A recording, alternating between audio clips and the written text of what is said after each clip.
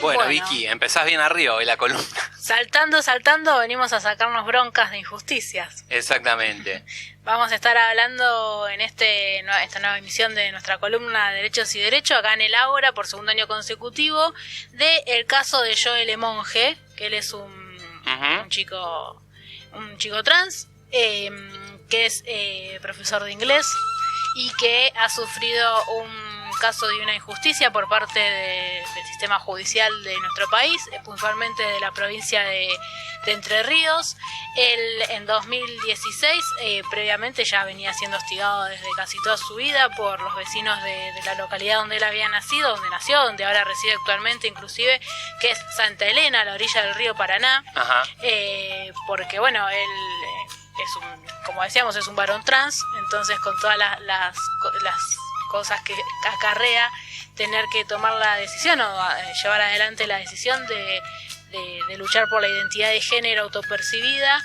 Él había sido hostigado por un grupo de 3 personas durante varios meses, vivía en una casa humilde donde había puesto un kiosco para poder subsistir, y en la madrugada del 10 de octubre del 2016 3 personas, que no me acuerdo los nombres, pero acá los tengo, uno de apellido Jiménez, con 2 cómplices más, se acercaron hasta la casa de Joe en la madrugada con la intención de agredirlo, de hacerle daño. Él se defendió con un rifle que tenía de su padre, que había sido transformado con un calibre 22. Nunca en su vida había disparó y le rozó el cuello con una bala. Este hombre Jiménez nunca tuvo en riesgo su vida, sin embargo Joe fue a hacer la denuncia de la agresión que había recibido, no se la tomaron, pero sí tomaron la denuncia de intento de homicidio por parte de sus agresores y fue condenado en 2018 a 5 años de prisión en un proceso judicial muy reprochado con posterioridad y en su momento, sobre todo por la Cámara de Casación, que fue quien finalmente hace poquito lo absolvió a Joe. Pero bueno, en ese proceso judicial donde fue condenado, la jueza que intervino fue Cristina Lía Van der Broek y el fiscal fue Santiago Alifieri. El fiscal había pedido 8 años de prisión por tentativa de homicidio. La jueza terminó dándole, como decíamos, 5 años. Y en todo el proceso a Joe lo trataron como mujer. Y el nombre que le decían era el femenino, el que tenía, que lo nombraron sus padres cuando nació. Y una de las cuestiones que decía la jueza... Vicky, te hago una consulta. ¿No tiene el cambio de nombre hecho en el documento? No, la jueza decía que como él no había hecho el cambio de nombre en el DNI, no tenía por qué llamarlo de manera masculina, aunque esa fuera su identidad percibida, en un desconocimiento absoluto de la ley de identidad de género sancionada en nuestro país, donde dice que más allá de lo que diga el DNI, debe respetarse la identidad autopercibida de la persona. Puede, como no, cambiar su nombre en el documento y su género, porque eso es un derecho, no es una obligación.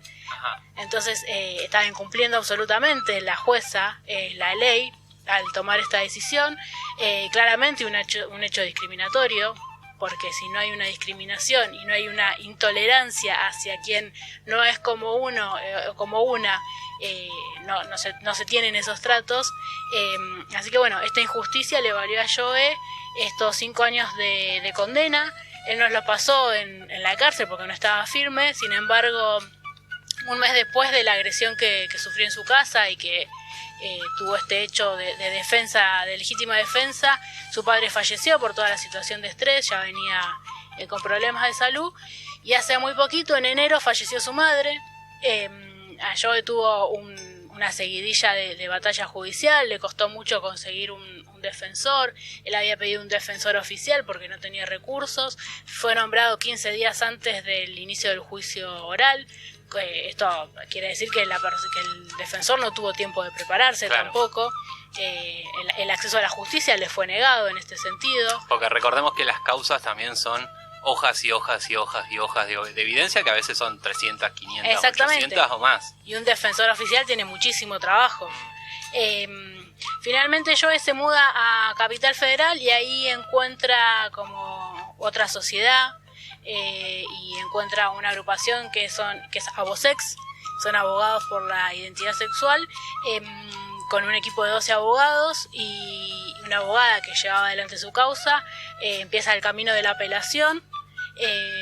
Finalmente llega a la Cámara de Casación y la Cámara, al mes de ingresar la apelación, cuenta Joe que él estaba cocinando en su casa, recibe el llamado de su abogada, acostumbrado a recibir malas noticias, dice bueno, algo malo habrá pasado, y cuando le dice que finalmente la Cámara lo había absuelto no lo podía creer y por supuesto se largó a llorar y a abrazar una foto de su madre que había perdido en este proceso tan difícil, donde también por supuesto él era profesor de inglés en un instituto y luego de atravesar esta cuestión quedó sin trabajo y nunca más pudo conseguir un trabajo. Claro. Con su profesión. Su casa familiar fue prendida a fuego, entonces tampoco tiene su casa. ¿En qué contexto fue una eso? Casa humilde. Con posterioridad a la agresión y a su defensa, las mismas personas que lo fueron a agredir en su momento volvieron y prendieron fuego a su casa. Es un terreno en un lugar humilde, por supuesto no tiene la escritura, entonces él también está luchando para poder regularizar la situación de ese terreno. Él vivía en Capital, tuvo que volver a vivir a Santa Elena, donde sus agresores siguen viviendo ahí, siguen en libertad sin ninguna consecuencia, entonces esto también a él le acarrea una situación desfavorable para su salud, no puede dormir de noche, sufre de insomnio, está constantemente con miedo. No tiene una reparación de parte del Estado, no hay una respuesta que se le haya dado para que él pueda reencauzar su vida desde un lugar más seguro. Él estaba en pareja en su momento cuando empezó el proceso justo cuando lo agredieron, cuando se dieron estos hechos en 2016, él estaba en su transición a convertirse en varón trans, convivía con una pareja con quien tenía pensado casarse, bueno, esa persona volvió a su país porque no era de acá. Joe durante esos años no podía salir del país porque estaba con una condena que pesaba sobre sus espaldas, así que también eso le impidió continuar con sus vínculos amorosos y todavía no pudo rehacer esa situación.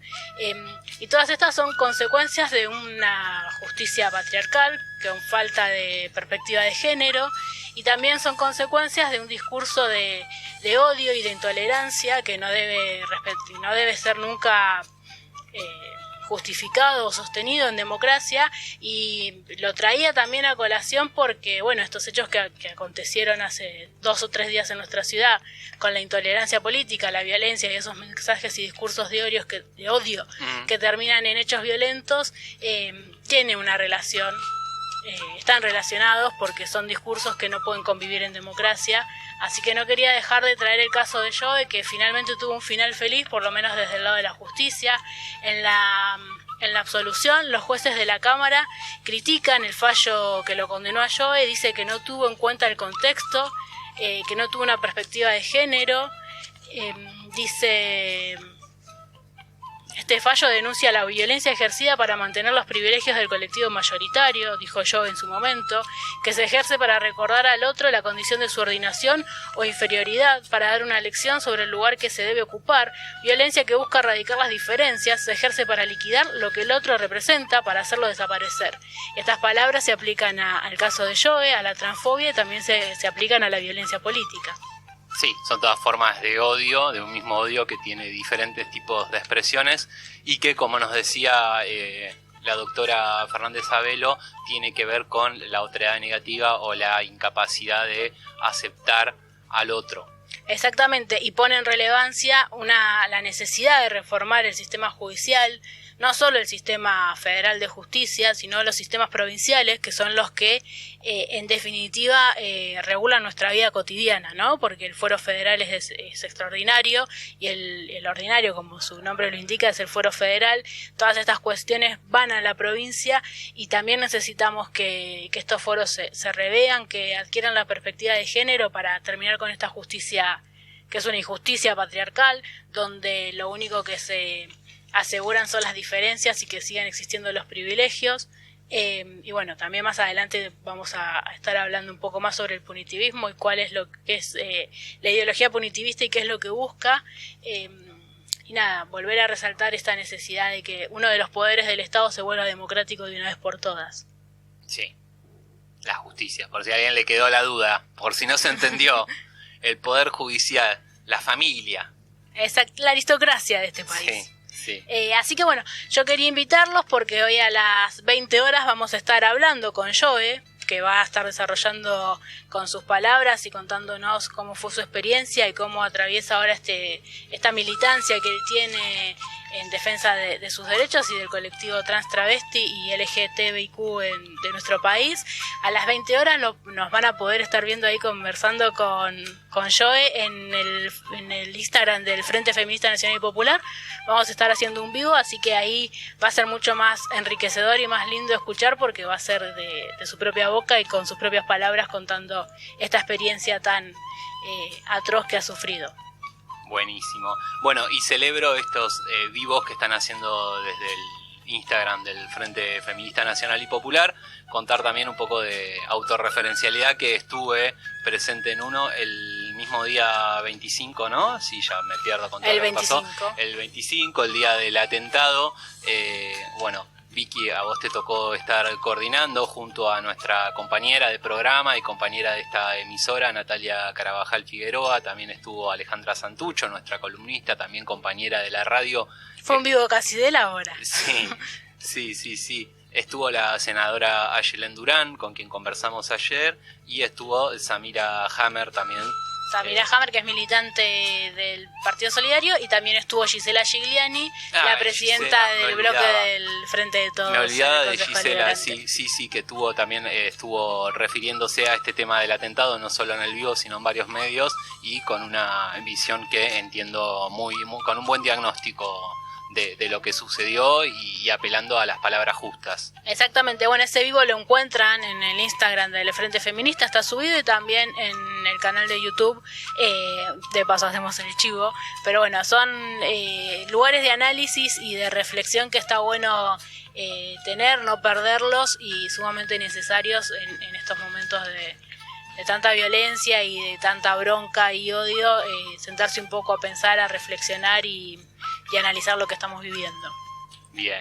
Bueno, hasta acá la columna Derechos y Derecho con Victoria Aure.